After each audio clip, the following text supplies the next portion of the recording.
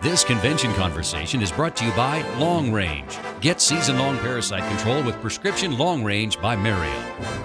Hi everybody, it's time for your Farm and Ranch News, and today we're producing this program from the 2017 Cattle Industry Convention and NCBA Trade Show underway here in Nashville, Tennessee.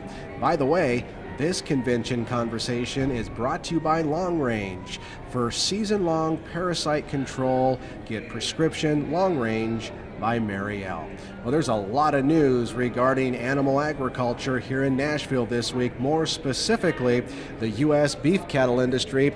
Whether you're a private or public lands ranchers, there's a lot going on. And we have Ethan Lane, the executive director of the Public Lands Council, with us. And Ethan, some big news for folks that are grazing out there on our public lands in regards to grazing fees. That's right, Russell. This is the time of year where the Bureau of Land Management and the Forest Service uses that grazing fee formula from back during the Reagan administration to determine the grazing fees for next year.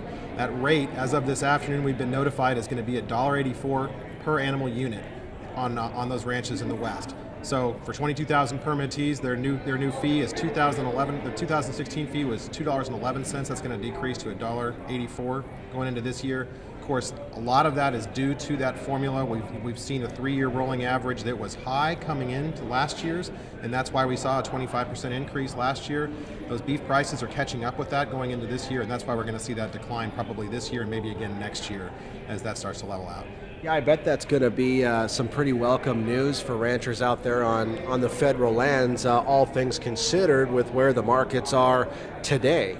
Yeah, absolutely. I think anywhere they can get a little bit of relief is going to be welcome news. You know, we always try to be holistic about the grazing fee. Obviously, there are times when we're going to see it go up and there are times when we're going to see it go down, and we just have to have faith that that formula is always going to kind of keep up with where the market is and the conditions producers are experiencing on the ground. So I think you're seeing that reflected in this fee. They're going to get a little bit of relief when they really need it. Hey, before I let you go, one more question. Some big news, kind of a call to action from both the PLC and NCBA this week in regards to the BLM's Planning 2.0 rule. Absolutely. We've heard a lot since the President Trump inauguration about the rollback of these regulations that we've seen during the Obama administration. The first several of those under the Congressional Review Act are starting to roll out now. We're going to see BLM's venting and flaring rule for methane, a stream protection rule, and then BLM Planning 2.0 is on that list as well. We've seen resolutions submitted by Liz Cheney from Wyoming, as well as Senator Lisa Murkowski, the chairwoman of the Senate Energy and Natural Resources Committee, working in conjunction to roll Planning 2.0 back.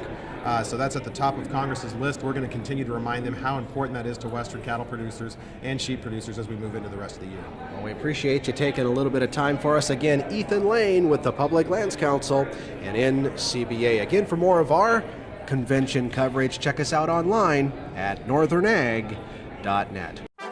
This convention conversation is brought to you by Long Range. Get season-long parasite control with prescription Long Range by Mario.